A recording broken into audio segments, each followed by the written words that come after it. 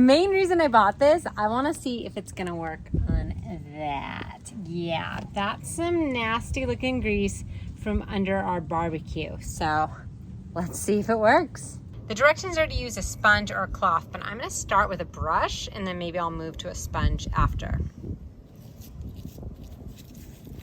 Just feel like this is gonna need a lot of scrubbing. Wow, can you see it? Like just coming off?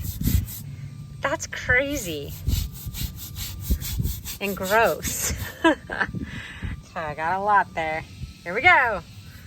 I don't know how this works, but it is like a miracle. Stuff is amazing.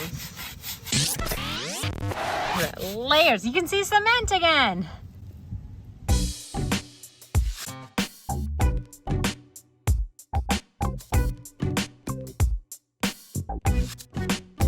Okay, same spot, barely recognizable. Here's the after. Even the brush isn't that bad. I thought I was ruining that brush. It's not ruined. So I did pour some water over it. Once this dries, I'll probably go at it again and just get a little more off. But look at that, like overall, I'm so impressed.